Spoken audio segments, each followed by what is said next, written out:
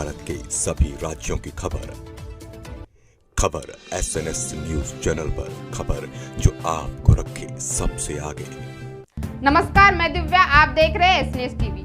माजी विधायक चरण वाघमारे ने बीजेपी को लेकर कसा तंज। उन्होंने ये कहा कि सरकार से जनता खुश नहीं है और उन्होंने ये भी कहा कि इस सरकार में हिटलरशाही चालू है, उससे जनता बहुत तकलीफ में है। उनका ये भी कहना है कि ईवीएम मशीन में भी घोटाला किए जा रहे हैं। क्या है सच्चाई, आइए जानते हैं माजी विधायक चरण वाघमारे से। नमस्कार, SNA न्यूज चैनल माजी विधायक चरण वाघमारे के यहाँ पहुंचा है और SNA न्यूज चैनल से वो जुड़े हुए हैं। चरण जी, आज आप एक प्रोग्राम भी लिए हैं आप, और आए दिन जनता के बीच में भी रहते हैं आप। आपको ऐसे नहीं लगते कि देश में किसान, आम जनता, रोजगार, एजुकेशन, विकास लोग को चाहिए और वो मिलते नहीं है, लेकिन चंद नेता लोग ध्यान भटकाते हैं जनता का। तो आप जनता के बीच में रहने के बाद आपको ऐसे नहीं लग रहा है कि जनता तकलीफ में है? जनता तकलीफ में है क्या खुश है, ये तो दिखज रही। लेकिन देश में जो हिटलरशाही चालू है, वो हिटलरशाही के मारे जनता वैसे भी परेशान है। अपने भावना को ये व्यक्त करने की कोशिश करती है, लेकिन जो ईवीएम का घोटाला दिख रहा है देश में, जो 4 राज्य के इलेक्शन के चुनाव के नतीजे आए, उस पर से लोगों का विश्वास ये संसदीय लोक प्रणाली के ऊपर उड़ गया है। ऐसी परिस्थिति है। लेकिन ईवीएम तो पूरे देश में सभी जनता जब सरकार से नाराज है, उसके अरे पोस्टल बैलेट पेपर के पहले राउंड में हर जगह कांग्रेस दिख रही थी, बीजेपी लीड पे दिखी ज नहीं। उसके बाद में वो आम आदमी के विधायक ने उनके विधानसभा में वो मशीन का घोटाला कैसा होता है वो दिखाया। उसके बावजूद भी लोगों ने मोदी जी का ध्यान आकर्षण किए कि मोदी जी जब 2014 में प्रधानमंत्री पद के उम्मीदवार थे, उस समय उन्होंने पोस्टल बैलेट पेपर की मांग की थी। आज वो देश के प्रधानमंत्री है। मुझे लगता है कि वो अगर मोदी जी ने याद किए तो देश में चुनाव, कोई भी चुनाव रहे, पोस्टल बैलेट पे ही होगा। और आपको ऐसे नहीं लग रहा है कि देश में, पूरे वर्ल्ड में देश के प्रति क्या सोच रखे हैं कि संसद एक मंदिर होता है और उसमें जो राहुल गांधी बाकी और सब नेता बोल रहे हैं कि बीजेपी के खासदार खुद वो दोनों को परमिशन दिलाया था, और अंदर घुस करके इतना बड़ा देश के प्रति वर्ल्ड में जो सोच रख रहा है, कितना खराब है ये। जब संसद में सुरक्षित नहीं है तो आम जनता क्या सुरक्षित रहेगा? अभी वो तो संसद में क्या हुआ, वहाँ के जो विटनेस है सांसद पूरे सभागृह के, और सभागृह का अध्यक्ष स्पीकर है, वही बताएंगे। अब देश में अगर इस तरीके से वहाँ कोई पास निकाल के गैलरी में बैठ के उड़ी ले रहा है, तो मुझे ऐसा लगता है कि सुरक्षा व्यवस्था के ऊपर शासन का ध्यान नहीं है। मैं आपसे क्वेश्चन करना चाह रहा हूँ, देश, आप एक पुराना राजनेता भी हैं और आपको अनुभव भी काफी है और जनता के बीच में भी है। आप सिर्फ भंडारा जिले से आप पकड़ लीजिए, आज के डेट में मैं continue SNA news channel continue रेती तस्करी, मैग्नीज तस्करी, जुआ, सट्टा कंटिन्यू में चैनल में लगा रहा हूं। आपको ऐसा नहीं लगता है कि बिना राजनेता के इशारे से सब चलेगा? अभी क्या है, राजनेता 24 घंटे सर्विस देते नहीं, पर प्रशासन के ऊपर जो जवाबदारी होती है, वो जवाबदारी अगर प्रशासन ने 100% निभाए तो मुझे ऐसा लगता है कि कोई माफिया राज बचेगा नहीं। माफिया राज जो भी चालू है वो प्रशासन के वजह से है। पुलिस और महसूल विभाग, ये इनके माध्यम से जो इनका अपना क्या बोलते टीम बनी है, क्या इन्होंने, हाँ, लूट के ऊपर नियंत्रण रखने के लिए, पर यह टीम कहीं तो भी कमजोर हो रही है। मैनेज है, सेटिंग है। मैं खुद का अभी आपको बताया, मुंडरी घाट का जो पुरावे दिया आपको, तो मैं उसके बारे में डायरेक्ट SP से कांटेक्ट में हूँ। SP जब पुलिस को भेजता है तो वहाँ गाड़ी दिखती नहीं, ट्रक दिखता नहीं। मुझे कहीं तो भी पुलिस वाले उनको खबर देते हैं, या माफिया जो लोग हैं, जो भी रेती के तस्कर है, वो तस्कर उनसे कांटेक्ट में है और उनको पता चल जाता है कि अपनी कोई कंप्लेंट कर रहा है, तो वो मिलता ही नहीं। ऐसी पोजीशन है।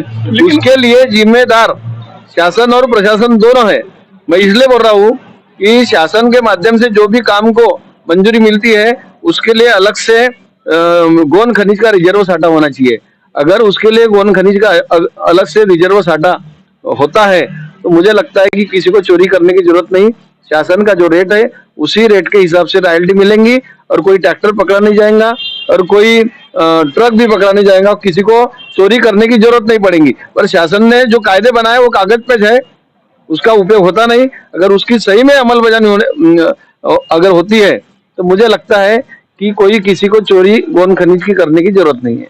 लेकिन ऐसा नहीं है कि सिर्फ प्रशासन और महसूल ठीक है, लेकिन विधायक, खासदार, इन लोग का भी कर्तव्य बनता है। मैं जब विधायक था मेरे को भी रेती माफिया बोलते थे, जबकि मेरा एक भी ट्रैक्टर नहीं, ट्रक नहीं, कोई दिखा भी नहीं सकता, पुरावे के साथ बता रहा हूँ। पर उस समय भी मेरे को रेती माफिया बोलते थे। मैंने तो गवर्नमेंट से सर्कुलर लाया था कि घरकुल वाले को मुफ्त रेती दो, और शासन का जीआर है कि जो भी सरकारी काम है वो सरकारी काम के लिए सरकारी कार्यालय ने डिमांड करना चाहिए तहसीलदार को, क्या हमको इतनी बरास रेती होना, उतनी बरास गोन खनिज होना, तो उसके हिसाब से रिजर्व रखना पड़ता है। अगर वो रिजर्व रखने की अमलबजावनी होती है तो मुझे लगता है कि कोई चोरी नहीं होगी, कोई किसी को हफ्ते देने की जरूरत नहीं पड़ेगी।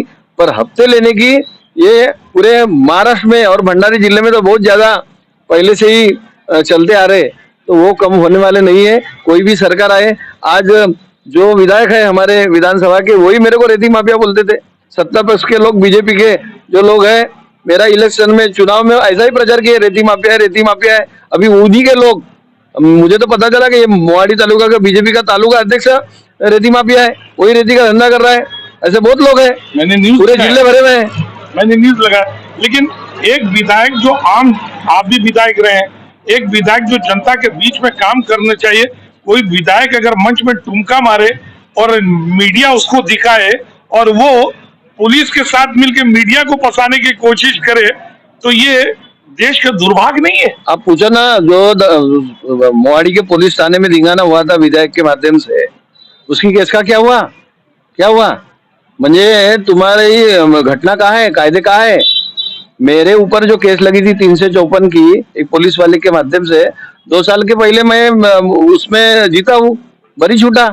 अब एक विधायक के ऊपर फास्ट ट्रैक कोर्ट में केस चालू है धान घोटाले की, अभी तक ये निकाल क्यों नहीं लगा? ये तो सरकार को पूछना चाहिए ना। और ये विधायक प्रफुल्ल भाई पटेल अपने जिले के नेता है, देश के नेता है, ये बोलते मोदी जी बहुत अच्छे हैं। अब इनके ऊपर मोदी जी ने खटले दाखिल किए हैं, इन्होंने गुनाह कबूल करना चाहिए कि नहीं मोदी जी अच्छे हैं। तो मोदी जी ने हमारे ऊपर जो खटले दाखिल किया, देवेंद्र फडणवीस ने हमारे ऊपर सीआईडी इंक्वायरी लगाया, तो सही में हमने गलती की, गुनाह कबूल करना चाहिए इन लोगों ने। काय को इतने दिन कोर्ट में केस चलना चाहिए? मैं आपको अपने चैनल के बारे एक खुलासा कर दूं। मैं 18 दिन से मैं भंडारा आपके विधानसभा क्षेत्र में सर्वे कर रहा हूं, हमारे पूरे टीम, और 6 दिन बाकी है। लेकिन ये 18 दिन में जो सर्वे हुआ तो उसमें 75% जनता चरण को चाह रहा है। ये हमारा सर्वे है और मैं चैनल में डंके के चोट में बोल सकता हूँ। अच्छी बात है। और बाकी, लेकिन मैं आपसे एक बात जानना चाहता हूँ, जो 75% जनता आपको चाह रहा है, चुनाव नजदीक आ रहा है, तो क्या तुम सर विधानसभा की जनता 5 साल के कामों को मेरे याद कर रही है? वही योजना अभी भी चालू है लेकिन जनता को मिल नहीं रही। मैंने 70,000 किसान के घर में वर्ग 2 की वर्ग 1 जमीन करके 7/12 पहुंचा दिया। क्या 70,000 किसान भूल जाएंगे मेरे विधानसभा क्षेत्र के? मैंने कई कामगारों के घर में पेटी, उनका कामगारों का रजिस्ट्रेशन करवा, आज भी योजना चालू है, क्यों बंद है? कामगारों को न्याय क्यों नहीं मिलता? मैं वर्की में भी खुद और मेरा टीम, मैंने वहां पर जब सर्वे किया तो मुस्लिम लोग, औरत लोग, लड़की लोग बोल रहे हैं चरण भाव, मुसलमान बोल रहा है। मैंने जात पात का राजकारण नहीं किया ना, भले ही बीजेपी में होऊंगा उस समय, पर जात पात का राजकारण किया नहीं ना। सरकार की योजना बाकी विधानसभा में क्यों इम्प्लीमेंट नहीं हुई, मेरे ही विधानसभा में क्यों इम्प्लीमेंट हुई, और आज नहीं हो रही करके लोग मेरे को याद कर रहे हैं। नहीं, अगर इलेक्शन लगता है और चरण भाव जीत के आता है तो यही प्यार हिंदू, मुसलमान, सिख, ईसाई और यही काम आपका रहेगा। मैंने कभी पक्षपात, धर्मवाद, जात पात किया नहीं। मैं जिस पार्टी में था उस पार्टी के ऊपर जातिवाद के आरोप थे, वही मेरे ऊपर धब्बा था पार्टी का समझ के। लेकिन आज कोई भी आदमी, मुसलमान रहे, हिंदू रहे, दलित रहे, मेरे ऊपर जातिवाद का आरोप करता नहीं। SNN न्यूज चैनल से डायरेक्ट माजी विधायक चरण वाघमारे ने इंटरव्यू दिया, और मैं अपने SNN न्यूज का सर्वे बता दूं 28 दिन के सर्वे होता है और मैंने 18 दिन के सर्वे किया है और 18 दिन के सर्वे में 75% लोग चरण वाघमारे को चाहते हैं। ये SNN न्यूज चैनल का सर्वे है और मेरा और बाकी है समय, वो भी सर्वे बताऊंगा। और इन्होंने कभी भी हिंदू मुसलमान सिख ईसाई नहीं किया है और आम जनता के दिल में जो इसका प्यार है आने वाला इलेक्शन में वो पता चलेगा। SNN न्यूज चैनल से मैं सैयद जाफरी तुमसर।